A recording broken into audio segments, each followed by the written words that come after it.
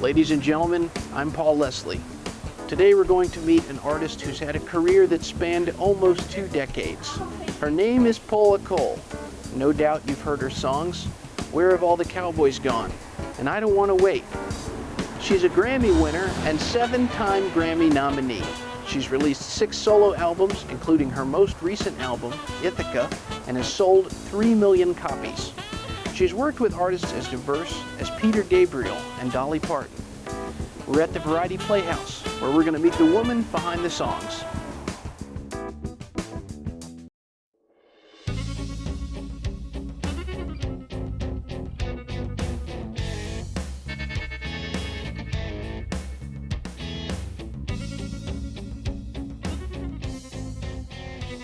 It's a great pleasure to welcome Paula Cole. Thank you so much for joining us. Thank you, Paul. Who is Paula Cole? There's the intimidating question that you ask. Paula Cole is intense, is an environmentalist, is intelligent, has always been a singer, and had this burdensome musical proclivity. I'm a mom to a very brilliant 10-and-a-half-year-old daughter. I'm loyal. And that's about as best as I can do, aside from being like a woman in midlife trying to keep things in balance. Well, I think most stories are best from the beginning. What was life like growing up? I grew up in a very musical home. And now that I've gotten my rebellion out of my system by my 20s, and now that I'm a mother, I look back on how I was raised, and I'm very grateful for my family. They are very involved in my life now with my daughter, so I can come and work. So life at the Cole family household was one where I would come home from school and I would play music, and my dad played a whole bunch of instruments, and we would sing and make music as a source of fun. It was to be self-made. That being said, my dad was a professor of biology and ecology, a perfectionistic type A intelligent man, and I quested to do well. I was a straight A student, I was class president, and that's partly because I was raised in such a place. But a lot of pressure, but like no complaints. Really a great upbringing. You studied at the Berklee College of Music. What was the most important thing you learned from that experience? The most important thing I learned at Berklee was something I arrived at myself by being in that environment. And that environment is an oasis in the world for modern music. And that was to be myself. Because when I was at Berklee, I was kind of shedding the masters, if you will, and that's jazz language for just listening, drinking in, being influenced by musical greats. At the time, I was going to be a jazz singer, I thought. So I was listening to Chet Baker. I wanted to be a female Chet Baker when I grew up. I was listening to Sarah Vaughan and Billie Holiday, and I worshipped at the altar of Miles Davis, and I thought of my voice as an instrument, a horn. And but then I started needing to outlet my emotions because I struggle with kind of trying to figure out what I'm feeling. So songs to me are this lifeline, and they just started coming out, and that's when I realized I need to do this. I need to be myself.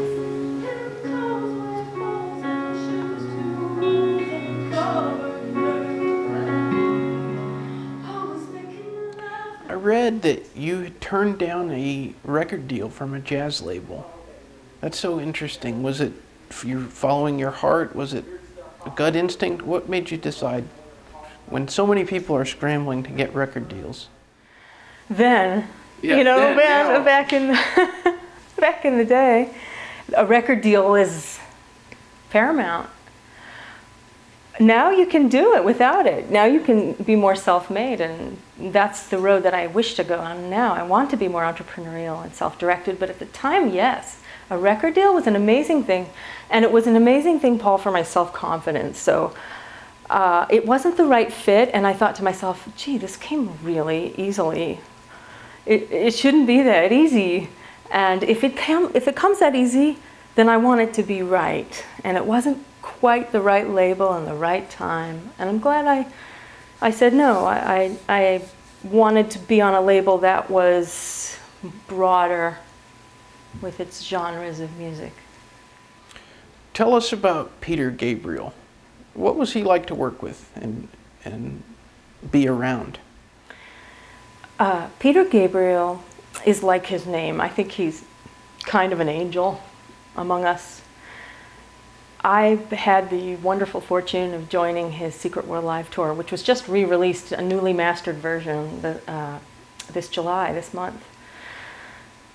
And that was my first tour ever, which is bizarre, to be flown to Europe and stay in 5-star hotels and tour the world as your first tour. But it was all downhill from there, I guess. But that was my beginning. And I joined these musical masters.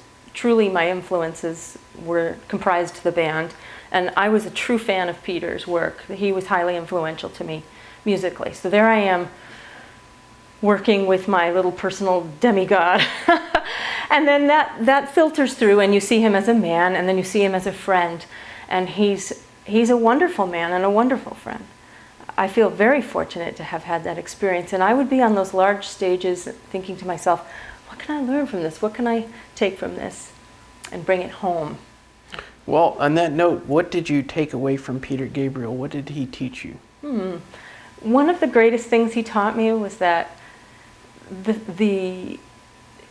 to share the spotlight, that the strength of the band, it blossoms when you share the spotlight, and you don't hog it like some narcissistic diva. You celebrate the guitar solo. You give everybody time and lots of kudos. And I saw him be very paternal to his working family, the band, and I saw how magnificent that was. So that changed me, and I wanted to be that inclusive and loving to my bands. Your songs, there's a couple that everybody knows. Everybody knows I Don't Want to Wait. Everybody knows Where Have All the Cowboys Gone? And that's something that some songwriters never get to experience, for their message to be carried like that. But the thing about a lot of your lyrics is there's a bit of mystery to them. Like, they could be interpreted a couple different ways if you look at some of the lyrics. Is that intentional? A lot of people know my songs whether they want to or not. And I'm really grateful for that. It's funny, my career didn't exactly turn out how I thought it would be. I thought it would be a much slower, longer build, and it all happened very quickly based on a couple of hits, which is still very bizarre to me in a way. And I remember hearing like somebody singing my song with their Walkman on. I'm walking down the streets of New York City and someone's singing along Cowboys, and then I'm in another city and I hear someone in a convertible with the radio on, and my song is coming out of the radio. It's fantastic. It hits you like a lightning bolt to the chest. It's just unbelievable. And even today, if I'm in the grocery store or wherever I am and I hear my song, I just stop and I feel really great, and I thank, oh sweet mystery of life, I thank you, universe, for that. That is one of the, I guess, the great successes I feel, is that I have intellectual property that continues to live, and that's quite a blessing. Where's the most bizarre place that you heard one of your songs being played? Well, I haven't heard, well, there's some karaoke versions out there, and it's on karaoke. That's a little funny, but I don't know. I'd need a minute to think about that one. Tell us a little bit about, I wanted to show the new album. It's called Ithaca. What was the inspiration behind the title Ithaca? Thanks. Ithaca is my last album. That was on a major label, Decca, and Ithaca comes from the Odyssey, Homer's Odyssey, because Odysseus has just made this really painful long journey into the world. Something that we can all relate to, right? Like just moving through life, fighting demons, working in the world, being a parent. For me, like going through my divorce, relocating, being a single mom, and making the decision to come home to my Ithaca. And that was a hard decision to make. I was letting go of all my dreams of my 20s to live in my hip environment, New York City, which I love and I miss, and to come back to suburban America and live near my parents so that I would have help raising my daughter. That's a hard thing to go through, but I knew it was my truth and I knew it was what I needed to do. So I kind of felt very much akin to Odysseus's full spiritual circle of life and coming home to Ithaca. And I went home to my Ithaca, and I thought it was the right metaphor for that body of work.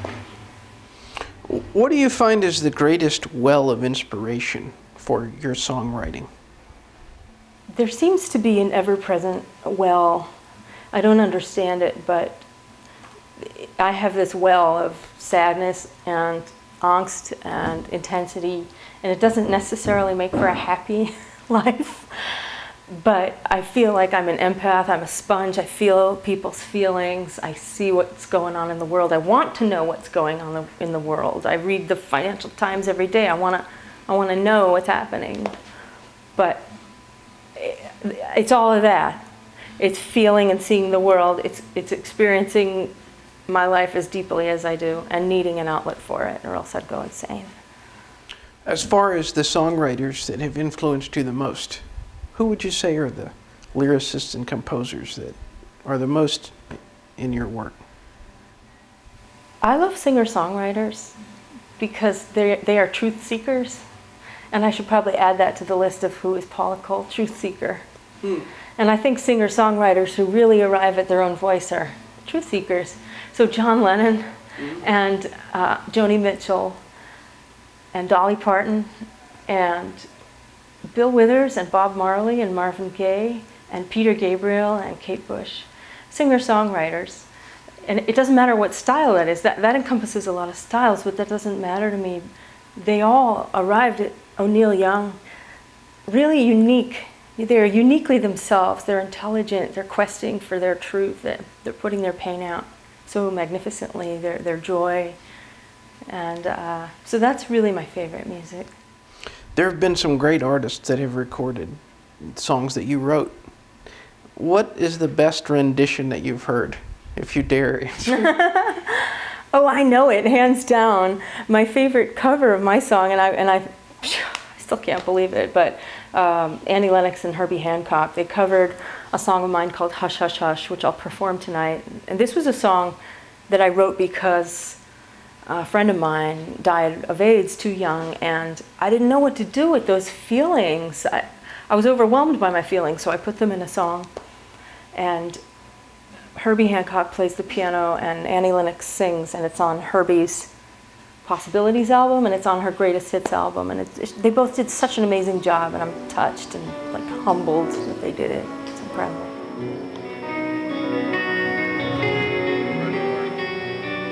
What is the best thing about being Paula Cole? Okay. The best thing, the best thing about being me is that I have this 10-and-a-half-year-old daughter that is completely captivating to me.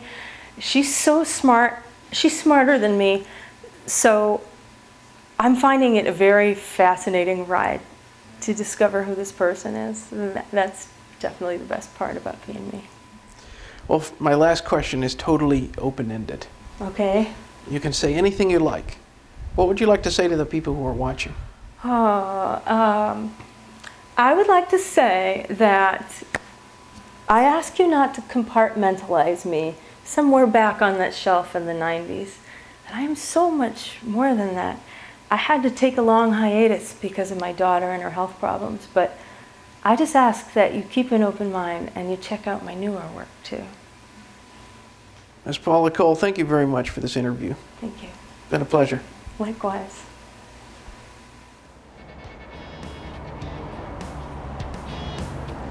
Paula Cole is a true artist. She lives and breathes her work. We want to thank her very much for joining us on Paul Leslie Presents. Be sure and follow us on Twitter at @ThePaulLeslie and visit us online at thepaulleslie.com. We'll keep bringing you conversations with the great artists of our times. I'm Paul Leslie. Thank you so much for watching.